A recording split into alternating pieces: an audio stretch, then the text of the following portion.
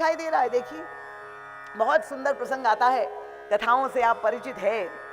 महाराज दिलीप, जिस रघुवंश में प्रभु का प्राकट्य हुआ, महाराज दिलीप रघु के पिताजी, अब वे नित्य प्रति गुरु वशिष्ठ के द्वारा जो सत्संग होता था महल में, वहां वो श्रवण करते थे और स्वर्ग लोक का वर्णन सुनकर के महाराज दिलीप के अंतःकरण में ये कामना जागृत हुई कि मैं भी स्वर्ग लोक को प्राप्त करूं। वहां इतना आनंद देवता जो कर रहे हैं, तो वो भोग भूमि है।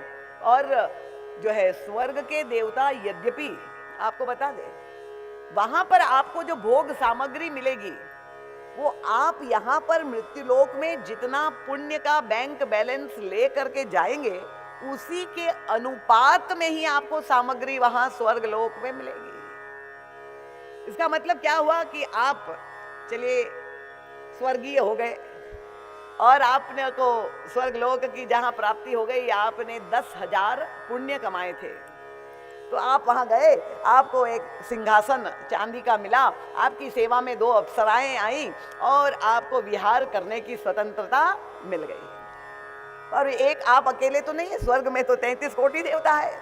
थोड़ी देर बाद मृत्यु लोक से दूसरा व्यक्ति ऊपर देवता बन करके आया स्वर्ग लोक में, और वो आया था 1 लाख पुण्य की जमा पूंजी लेकर के। और जब 1 लाख पुण्य लेकर के आया था, तो उसका सिंहासन जो था वो और ऊंचा था, और वो चांदी का नहीं था, स्वर्ण का बना हुआ था। और उनकी सेवा में 10 अप्सराएं एक से एक सुंदरियां उपस्थित थी। अब ये पहले जो पहुंचा था उसके पास केवल 2 अप्सरा, और उसके पड़ोसी के पास 10 अप्सराएं। अब ये बेचारा दुखी हो रहा है, कुछ कर नहीं सकता है, क्योंकि वहां तो कर्म की स्वतंत्रता नहीं, केवल भोग योनि है। जो आपने किया है उसी का फल आपको वहां मिलेगा। और क्रमशः जिसने जितने अधिक पुण्य किए हैं और पुण्य लेके वो उसकी वासनाएं, कामनाएं वो अधूरी रह गई है इस मृत्यु लोक में, वो स्वर्ग लोक जा करके उसको भोगता है। तो महाराज दिलीप ने सोचा कि देवताओं में प्रतिस्पर्धा है, पर सब देवताओं के ऊपर एक राजा भी तो है जिसका नाम इंद्र है, सर्वोच्च पोजीशन है उसकी, तो वहां तो कोई प्रतिस्पर्धा नहीं, तो मैं इंद्र पद को प्राप्त करूं। अब हमारे शास्त्र के पास तो मैंने कहा ना, सकामता को सनातन धर्म में कभी भी बुरा नहीं माना। जो कामना है उसको धर्म मार्ग से मोड़ करके उसकी पूर्ति करने का मार्ग बता दिया। अगर आप इंद्र बनना चाहते हैं, उसका भी समाधान फॉर्मूला आपको मिलेगा। 100 अश्वमेध यज्ञ जो करेगा उसको इंद्र पद की प्राप्ति। महाराज दिलीप के अंतर में संकल्प जागृत हुआ कि मैं देवता नहीं, स्वर्ग का अधिपति बनूं, राजा बनूं, इंद्र बनूं।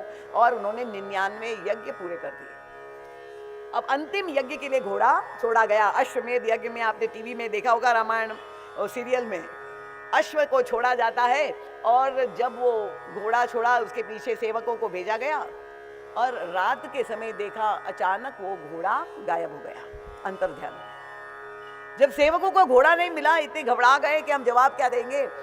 पहुंचे महाराज रघु से कहने, दिलीप के पुत्र है रघु।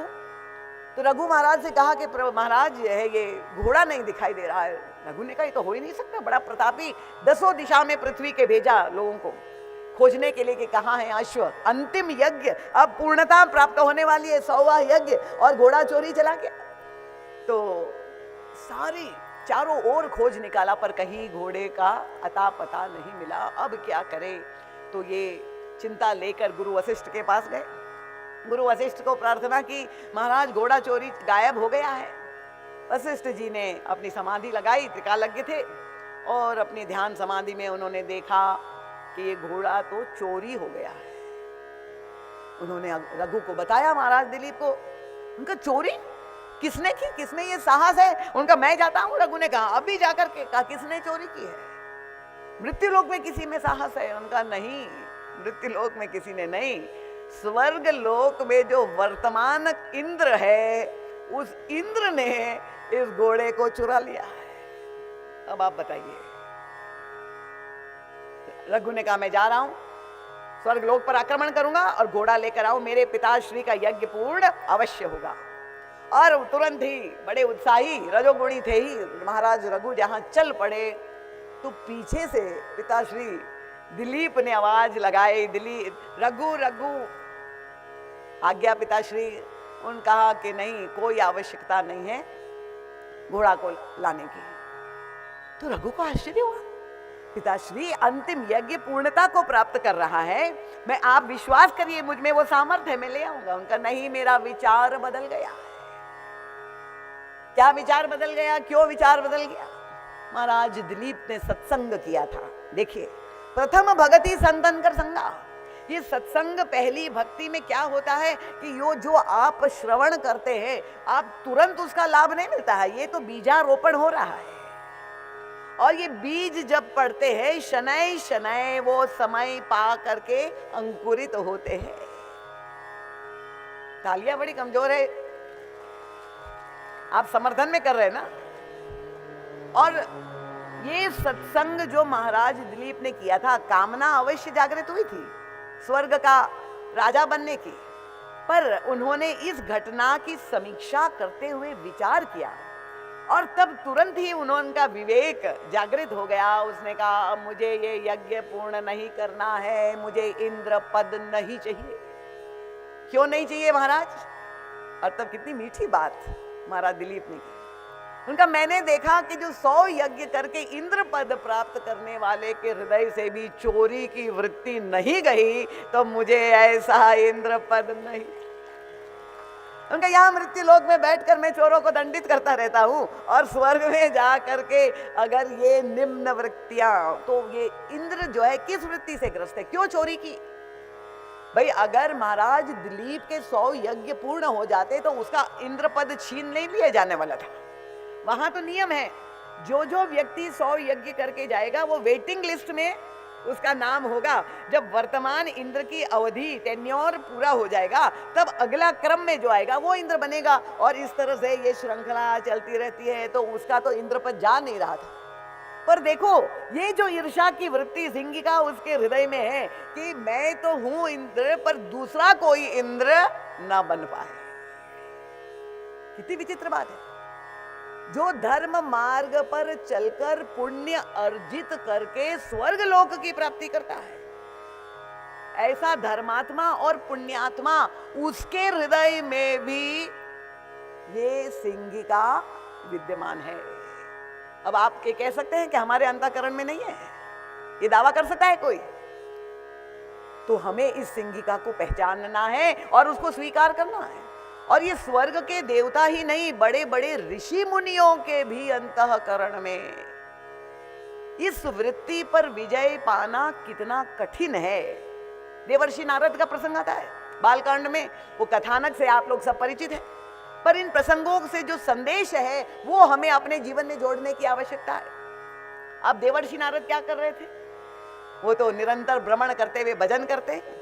तो एक बार जब भ्रमण करते हुए वो हिमालय की दिव्य उपत्यका में गए और ऐसा सुरम्य वातावरण उन्होंने देखा कि उनका मन जो है एकदम चित्त एकाग्र हो गया, वो समाधि में डूब गए। इतना आनंद आने लगा कि वो समाधि इतनी दीर्घ काल तक उनकी हो गई कि इनको तपस्या करते हुए चिंता किसको हुई? फिर से वो ही कथानक आता है कि स्वर्ग के राजा इंद्र को चिंता हो गई। क्या चिंता हो गई? कि ये महात्मा जो इतनी तपस्या कर रहा है, क्यों कर रहा है? मैंने आपसे कहा कि देवताओं का स्वभाव है, स्वभाव से वे भोगी है, और भोगी व्यक्ति जो होता है उसके हृदय में सिंगिका अवश्य रहती है। तो उनको यही चिंता हो गई। अब यद्यपि देवर्षि नारद, उनको क्या तप इसलिए कर रहा है कि वो इंद्र बनना चाहता? देवर्षि नारद के मन में तो कोई ऐसी कामना नहीं थी, पर उसको चिंता हो गई। और तब ये महात्मा जो समाधि में तपस्या कर रहे थे, उनकी समाधि को भंग करने के लिए उन्होंने कामदेव को भेजा। कहानी आप मालूम है ना, मानस की आप जानते हैं। और कामदेव अपनी सारी अप्सराओं के साथ आते हैं देवर्षि नारद जहाँ समाधिस्थ थे। महाराज जी कहते कितनी बड़ी विडंबना है। देवर्षि नारद भी एक धर्मात्मा है, वो भी एक पुण्यात्मा है। इंद्र भी धर्मात्मा है और पुण्यात्मा है। पर एक पुण्यात्मा दूसरे पुण्यात्मा के प्रति ईर्षालु, ईर्षा से ग्रस्त दिखाई दे। इसका मतलब संसार में, व्यवहार में तो ये चलता ही रहता है क्रम, पर धर्म के क्षेत्र में ये क्षेत्र भी अछूता नहीं रह गया। और बड़े बड़े ऋषि मुनियों के भी हृदय में अंत तो गत्वा देवर्षि नारद ने जब काम उनको प्रभावित नहीं कर पाया, काम पर विजय प्राप्त कर ली और कामदेव ने क्षमा याचना की, चरणों में गिर पड़े, मैं स्वयं नहीं आया। उनको लगा कि अब ये महात्मा मुनि जी श्राप देंगे, मुझे दंडित कर देंगे, तो तुरंत कह दिया भाई मैं तो भेजा गया हूं, मैं तो आया हूं इंद्र के कहने पे। अगर महात्मा का रोष हो तो वो इंद्र को श्राप दे। पर हुआ क्या कि कामदेव भी उस वृत्ति से ग्रस्त होकर आया, देवर्षि नारद की खूब प्रशंसा करके गए कामदेव, और परिणाम क्या हुआ कि ये जो विकार है, ईर्ष्या का जो रोग है, इसको मन का रोग कहते हैं। वो स्वामी तुलसीदास जी ने उत्तरकांड में मानस रोग प्रसंग में उसकी जो वर्णन किया, ये सारे विकारों को बहुत ही अद्भुत चित्रण किया है कि ये मन के रोग सबके सब छूत के रोग है। ये कोरोना वायरस है, समझने में कोई कठिनाई नहीं होगी। कोरोना वायरस को हम लोग भोग चुके हैं, छूत का रोग। ये जितने भी मन के विकार है ये सब कोरोना वायरस है, और इसीलिए समाज में वो इतने व्यापक रूप से है, कोई व्यक्ति स्वस्थ हो ही नहीं पाता। इसका दूसरा कारण क्या है कि व्यक्ति जो ग्रस्त है उस रोग से, उसे अपने में रोग के लक्षण नहीं दिखाई देते, अगले व्यक्ति में उसको दिखाई देते। कठिन तो नहीं हो रहा है ना देवियां? समझ में आ रहा है सबको? हाथ ऊपर करे, समझ में आ रहा है ना? क्योंकि ये मानस दर्पण में हम अपने आप को देखने का बड़ा कठिन कार्य कर रहे हैं। और ये मानस रोग की जो विभीषिका है, गोस्वामी तुलसीदास जी से पूछा किन लोग, कौन कौन से लोग ग्रस्त है मानस रोगों से।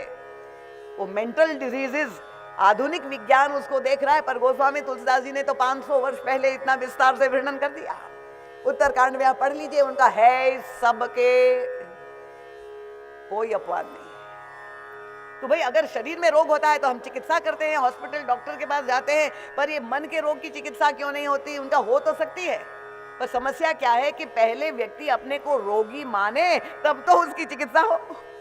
मानसिक रोगी अपने में तो रोग देखता नहीं, वो तो दूसरे में देखता है, इसलिए दूसरे की चिकित्सा करने का प्रयास करता है। और देखिए वही हुआ, देवर्षि नारद को संक्रमित हो गए कोरोना वायरस से। वो इंद्र जो वहां से लेकर के कामदेव को भेजा था, कामदेव ने वो कोरोना वायरस जो है देवर्षि नारद तक पहुंचा दिया। कानों के माध्यम से संक्रमण हो गया। जहां प्रशंसा सुनी तो वो जो अहंकार का वायरस अंदर सुषुप्त था, बीज सुषुप्त था, उसको पानी मिल गया और वो अंकुरित हो गया। अब देवर्षि नारद सोचने लगे इतनी बड़ी विजय मैंने प्राप्त की, काम पर विजयी, मैं कामारी हो गया, संसार में दूसरा कोई है? खोजने लगे, अरे कोई नहीं दिखाई दे रहा है, उनको एक ही दिखाई दे। हाँ, भगवान शंकर जो है वो कामारी है, एक ही है शिव जी, वो कामारी है। अब भगवान शंकर के जीवन व्रत को वो देख रहे कि जब काम ने आक्रमण किया था भगवान शंकर पर, तो भगवान शंकर ने अपना तीसरा नेत्र खोल करके क्रोधाग्नि में उसको जला दिया था। अब देवर्षि नारद तुलना करने लगे। देखिए, देहाभिमानी व्यक्ति हमेशा दूसरे से तुलना करेगा। उसने कहा उन्होंने काम को विजय, काम पर विजय तो प्राप्त की, पर उन्होंने काम पर क्रोध किया, और मैंने तो क्रोध पर भी विजय प्राप्त की, मैंने तो काम को क्षमा कर दिया, तो मैं तो अब शंकर जी से भी श्रेष्ठ हूं। और इसे लगा कि ये इतनी बड़ी काम विजय की गाथा। देखिए, गलत अर्थ मत लीजिएगा। अगर ऋषि मुनियों के अंतःकरण में ये विकार दिखाई देते हैं, ये आपको बताया जा रहा है, इसका मतलब ये आपको छूट नहीं दी जा रही कि भाई इनमें है तो क्या हुआ, हम संसारियों में तो हो ही सकता, फिर हमें तो लाइसेंस मिल गया। ये कथा का दुरुपयोग होगा। ये कहने का तात्पर्य है कि साधक को ये सतत अपने अंतःकरण का निरीक्षण, आत्मनिरीक्षण करते रहना चाहिए, सावधान होना चाहिए कि अगर इतने महापुरुषों में हो सकता है तो मुझ में तो अवश्य है। अगर ये स्वीकार करेंगे, गोस्वामी जी कहते हैं ये चिकित्सा का पहला सोपान है कि जाने तय छीजे कछु पापी। अगर ये जान ले कि मुझ में ये रोग है, तभी तो गुरुदेव आपको दवाई देंगे, तब तो आप उसका निराकरण हो पाएगा। तो स्वीकार करने के लिए हमें अपने ये सारे दृष्टांतों से अपनी आंखें खोल रहे हैं। अब देवर्षि नारद को लगा कि इतनी बड़ी मैंने उपलब्धि की, अचीवमेंट, पर संसार में किसी को मालूम तो होना चाहिए। पब्लिसिटी का युग है आज, सबको ये जानकारी होनी चाहिए। और अगर मैंने काम पर विजय प्राप्त करी, किसी को मालूम ही नहीं रहे, तो मेरी उपलब्धि तो व्यर्थ हो गई। कहाँ जाए, किसको सुनाए, सीधे पहुंचे कैलाश। कौन रहते वहां? भगवान शंकर। और शिव जी ने देखा कि संत नारद पधारे हैं तो गदगद हो गए कि संत आए तो उनका संत मिलन सम सुख जगनाई, सबसे बड़ा सुख क्या होगा, उनके संत आएंगे तो भगवान की कथा, राम कथा सुनने का अवसर मिलेगा। पर ये देवर्षि नारद तो भरे हुए थे। और वहां कैलाश में जाके जब शिव जी ने कहा महाराज कैसे हैं, तो कौन सा चरित्र सुनाने लगे। अभी तक तो रामचरित्र सुनाते थे, पर आज उन्होंने शिव जी से कहा मैं आपको एक नया चरित्र सुनाऊंगा, नई कथा। ये घसी पिटी कथा क्या सुनेंगे, हर बार सुन ली।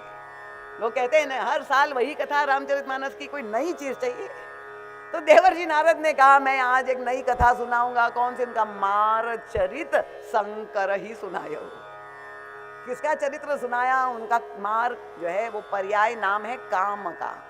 जो काम पर विजय प्राप्त की थी वो पूरी अपनी आत्म प्रशंसा, आत्म श्लाघा, अपनी उपलब्धि मार चरित शंकर जी के सामने पूरी कथा विस्तार से सुना। अब श्रोता शंकर जी तो स्तब्ध हो गए, ये मुनि जी को हो क्या गया आज ऐसी बातें।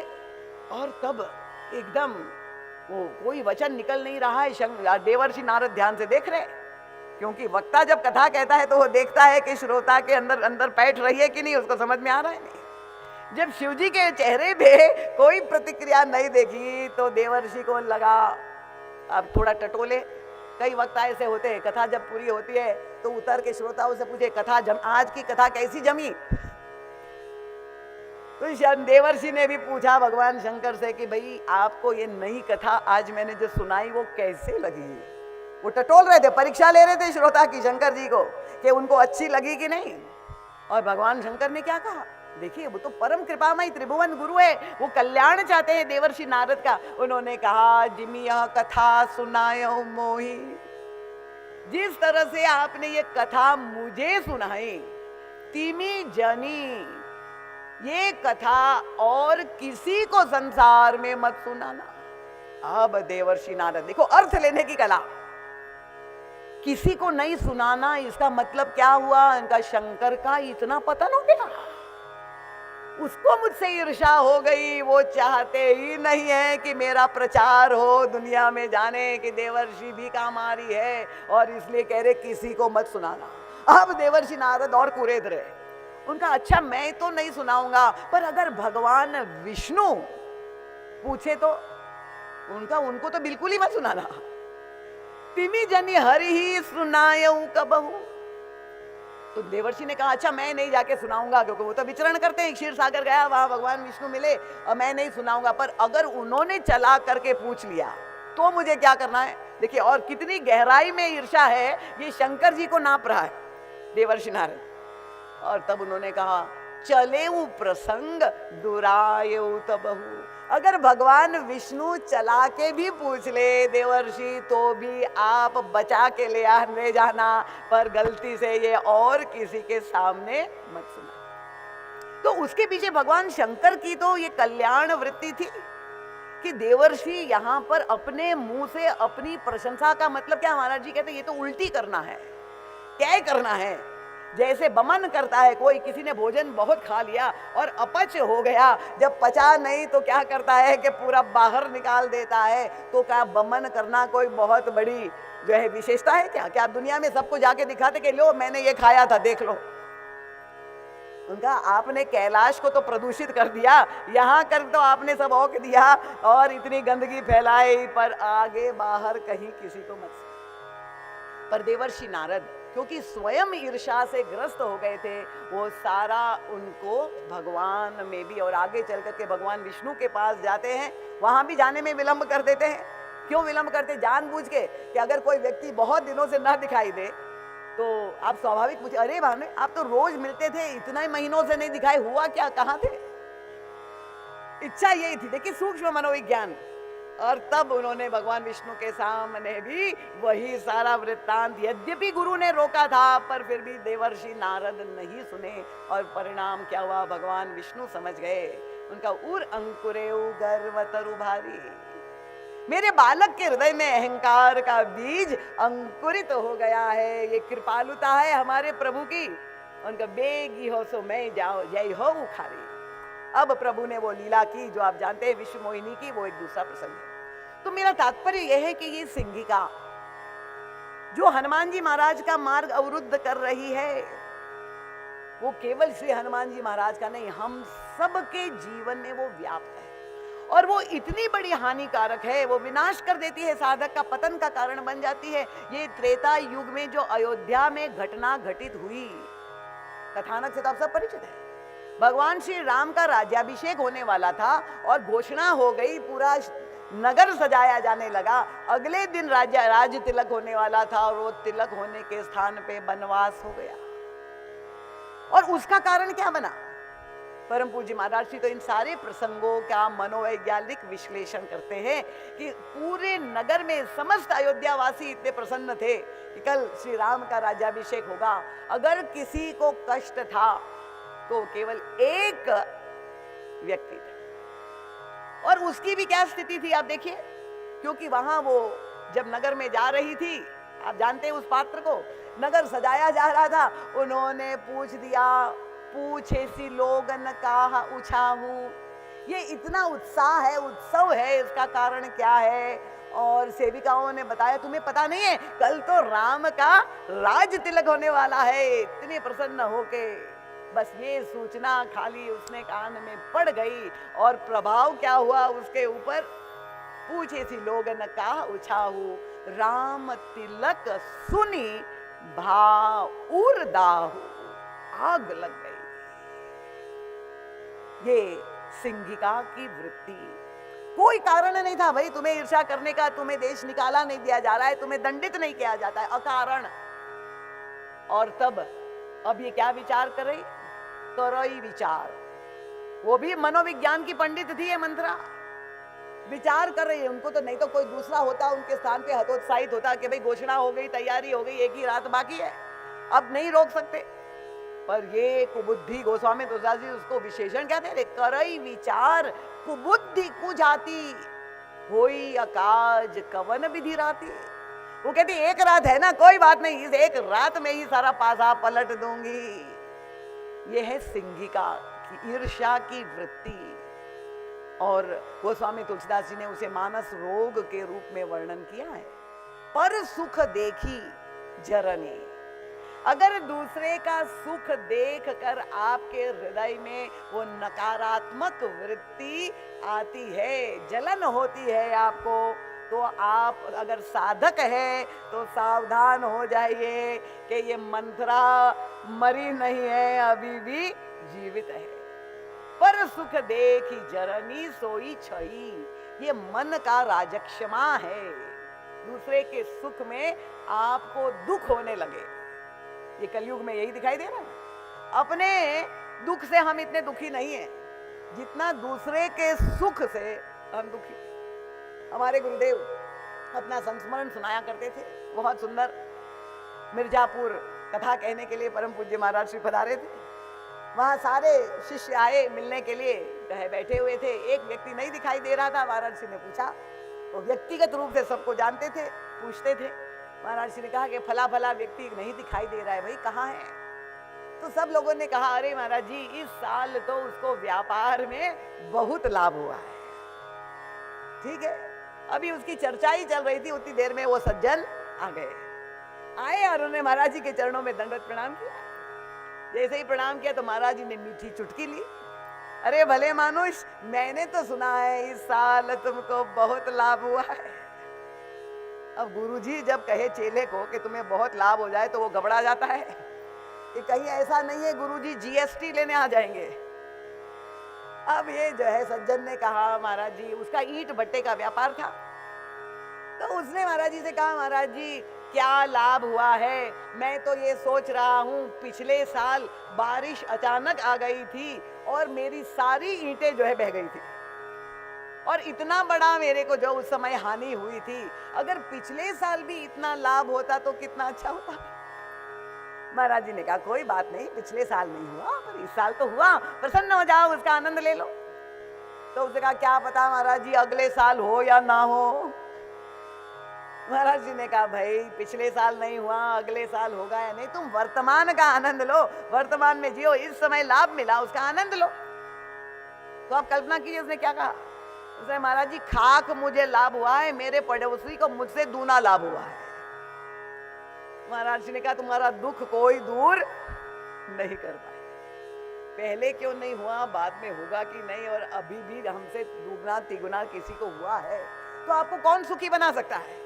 आप तो स्वभावगत दुख से आत्मपीड़न स्वयं अपने लिए दुख खरीद रहे हैं, तो ये दुख का कारण कोई और नहीं है। और आज समाज का ये वास्तविक परिदृश्य है, प्रत्येक व्यक्ति देखते हैं कि यही प्रतिस्पर्धा, क्योंकि भोगवाद का बाहुल्य है, मटीरियलिस्टिक वर्ल्ड हो गया है, और ऐसे व्यक्ति के अंदर सुख की सामग्री अर्जित करने की होड़ है, उसी के लिए अर्थ उपार्जन कर रहा है और उसी के कारण दुखी होता जा रहा है। सुख की सामग्री एकत्रित करके अशांत और दुख दोनों का जो है वो ग्रास हो जाता है। श्री राम किंकर प्रभु